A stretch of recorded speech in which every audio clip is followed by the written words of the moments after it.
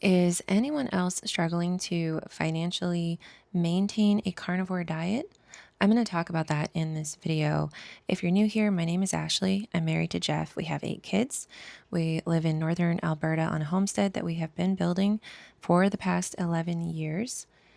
About 6 months ago, I shared the fact that we were going to try eating the carnivore diet, and we had a huge jump in subscribership. I can't help but wonder if this has to do with the fact that I shared that we were going to try feeding a family on the carnivore diet. And I think a lot of people are really interested in this topic because the carnivore diet is popular for a reason. A lot of people are finding huge amounts of success in maintaining their health or conditions, or even healing some health conditions that they can't heal on mainstream medications, which is a huge reason why we decided to try it after trying a lot of different ways of eating. Before I get further into that, I did want to just say that I am going to talk about this over some clips that I took of a recent trip that Jeff and I took just for the day, about 2 hours south of us to the Rocky Mountains. We took carnivore snacks with us, and more specifically, we took some carnivore freeze dried meals that we had made back in August, and a friend of ours freeze dried them for us so that we could send our daughter to camp with carnivore meals. She is 17. She's been using the carnivore diet to heal some of her own issues, and she wanted to stay carnivore on the trail. It's a really cool camp. They just horseback through these areas here that I'm actually going to show in the video. So we just took some clips of what we brought and how those meals performed. And while I share these clips of our day, I'm going to just talk a little bit about where we currently are with the carnivore diet, raising a family this way, why we even tried this, where we're coming from regarding health and food, and then what some of our struggles are, because for us where we live, it's more than the struggle of just staying disciplined on a diet, that it can get pretty boring pretty quick. So, first of all, I stated that we live in northern Alberta. Groceries have always been more expensive for us because we live remote. If we were to travel to Calgary or Edmonton, there would be more variety that we could purchase and the prices would be a little bit lower.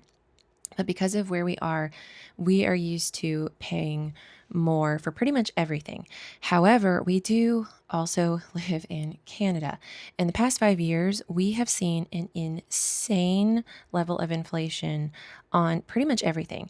So even for us, we are not buying that much each week, and our grocery budget has doubled, and we are not buying more. We have always eaten a whole food diet. In fact, before carnivore, we were moving to a more animal based diet. And this is where I'm just going to get into what we had been eating leading up to carnivore. We weren't just eating a standard American diet, as they call it, or a processed food diet. We were already eating a really healthy whole food ingredient diet. In fact, I was taking the lead from what I was learning that grandmothers and moms would have fed families during the Depression. So it was like a meat and potato diet because we needed to stay really economical. And like I said, the past 5 years, we have seen inflation go pretty much unsustainable here in Canada. So that's where I was coming from, was already feeding my family the best that I could afford. Before that, I had been eating a vegan and vegetarian diet. And the reason I tried those diets is because I was diagnosed with thyroid cancer when I was 29. Now, what the surgeon wanted to do is he just wanted to remove my entire thyroid, have me take radiation pills. It was pretty standard for the cancer I had. He told me that a lot of people go on to have really normal lives, and it was totally fine. I did not want to do that. I just thought if there was anything that I could do not to have my thyroid removed, because I was learning about how important the thyroid is for pretty much every part of the body, that is what really was the huge catalyst for Jeff and I both going on a journey together to find a way to eat. So he even joined me. He tried the vegan thing with me, the vegetarian thing, and he was working he's always worked really intense physical jobs where he has needed his strength. And he felt good at first on the vegan, and I think it's just because we were coming off of eating a lot of processed junk and he was sort of detoxing and feeling better.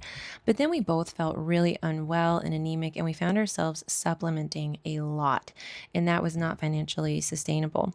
So basically, over the past 15 years, we have transitioned from vegan to vegetarian to I started researching that animal fats and animal meat is actually not toxic the way that we had been told. It doesn't lead to heart disease and all of these issues where you're always told eat it in moderation.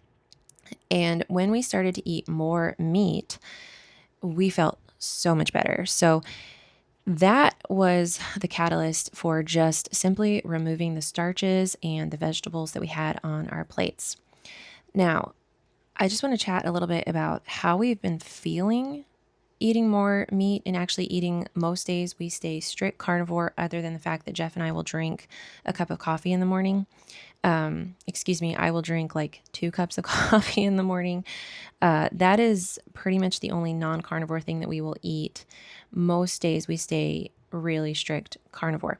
There are days where we will make as healthy of like sauces as we can. We've been experimenting with making like honey mustard sauces, or like a ketchup type of sauce or something like that. Sometimes we will do that for burgers or these ground beef bowls, and I've shared how we make those. I can link that video at the end of this video for anyone who's interested. We also eat avocado sometimes, and I've mentioned that I grow I've mentioned in the past on my channel that I have been wanting to grow food for 7 years, and that's been a really difficult journey here in northern Alberta. But I do have an established garden and a little orchard that Jeff put in for me, and that was a lot of work for him. So I'm going to keep all of that, and we do eat seasonally from the garden. So strawberries, Saskatoon berries. We've got apples and apricots. Those aren't in seed. Those trees aren't producing yet, but when they do produce, we do plan to eat that. So mostly we are strict carnivore because we are experiencing a lot of results on it, a lot of healing on it, but we do add in some other things because we do have young kids. And I also make things like raspberry leaf kombucha. I shared a video on that. And raspberry leaf is something that I can harvest locally. So basically anything I can harvest locally and we can add to our diet, or anything I can grow. So I don't know what that name would be, if that would be like ketovore or omnivore or something like that. I don't really put a label on the way that we eat. If I put a label on it for my videos, that's just to help people find my content, who are looking for these ways of eating and feeding their family that way. But for the most part, we eat in a way where we know we aren't going to have any reactions or inflammation, where it's going to help the various issues that each of us has, like rashes and migraines. And then, of course, my thyroid cancer. So I will just briefly chat about that. With the thyroid cancer, my last scans showed that my thyroid is no longer bulky. And in fact, the tumor, my malignant tumor, is shrinking. And that started shrinking before I went full carnivore, but I was heavily animal based with bone broths and a lot of red meat, because I feel a lot better eating red meat. I get tired of that though, because we can really only afford ground beef. We're not eating steaks or roasts over here. So it does get pretty exhausting just eating ground beef all the time. And then I was eating some vegetables and occasionally rice and potatoes and things like that. So I guess that'll segue me into where we are today regarding carnivore. Physically, we're in a great spot. We all feel really good. I think carnivore is an optimal way of eating. And if you have a condition, especially since they're finding a lot of disease is metabolic, it makes sense that you can heal the body by healing the metabolism. So healing with food.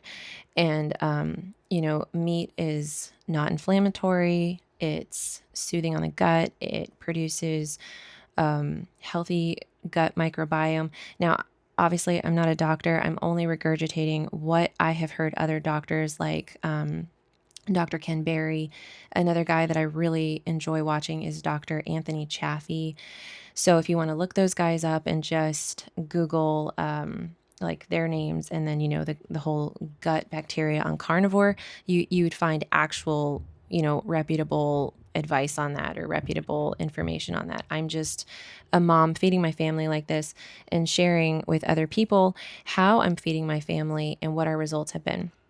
So, this is going to take me to the financial aspect of this and what you might be seeing on our channel. And because that was part of what I wanted to explain in this video.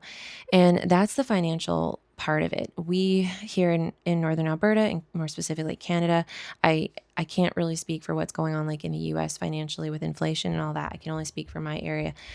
It's becoming really unsustainable. And eating a carnivore diet has been such a wonderful thing for us health wise, but financially, it is becoming even more unbearable. There seems to be, in my opinion, or just what I'm observing, this thing on making meat really expensive. I've never seen meat as expensive as it has been, even just in the past like 6 months. It's crazy to me, and I have my own theories as to why that is, but I'm not going to get into that in this video. I'm just going to say that we have been talking about possibly adding in some other bulk foods just to fill bellies while we can't eat a ton of meat at each meal. So you might see me being a little bit creative on this channel with maybe some low carb veggies that aren't crazy expensive, or maybe even some rice, or potatoes, because those are all the things that I stocked up on before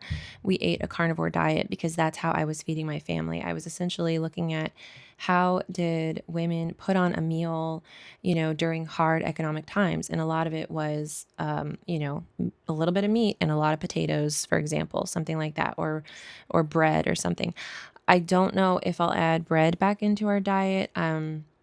Because we really struggle with wheat a lot.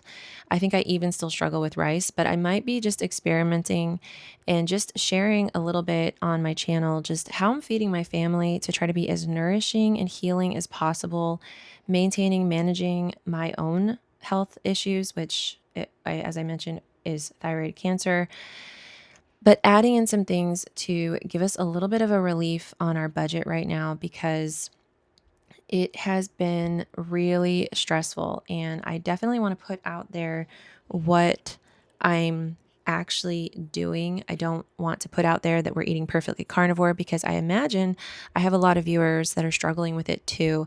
And I don't want to put something out that feels unsustainable to my viewer. I want to put something out that's going to help you and inspire you, and also just give you peace when you can't afford a perfect carnivore diet.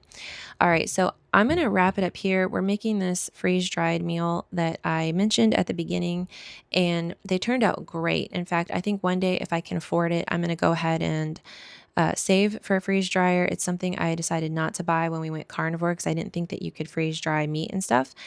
But it was really cool freeze drying all these meals for Lucy and having her take them. The texture was a little bit different, but honestly, it was just fuel. And we didn't react while we were out. We had the energy we needed to do all of the challenges that we were doing out there. Jeff took me hiking, which is something I've been really afraid to do for a long time here in grizzly country. We went swimming in the river, and just exploring in some really cool places, and he helped me do that. And I think carnivore was helping me too, because I just felt a lot more aware and strong, and it was just, yeah, good. Having a good gut, I think, just really affects how we view life and respond to life, which is why I am so passionate about finding good ways of eating. But not just me, Jeff as well. We both have a passion for our own health, and then raising healthy children as well. I also wanted to mention that I am working on a food kind of journal thing, talking about the various ways that we've been eating over the past 15 years, and then some protocols that I used for my thyroid cancer. It has a ton of links in it and resources. I hope to have that written up and finished soon, and we will get that up in our shop, and I'll have a link so that anyone who's interested can download that and read and get to know a little bit more about what I've done to heal my kids' various gut issues, rashes, things like that, and then my own health with my thyroid and all of that. So anyway, I hope that you enjoyed the video. Leave me a comment if you're on carnivore or you're struggling with it, whether eating it consistently due to finances or just getting bored or whatever. Leave me a comment. Let me know what you'd like to see. Let me know what you'd like me to talk about and share. Raising and feeding my family of 10 as healthy as I can and as animal based as possible. All right. Thanks so much for watching.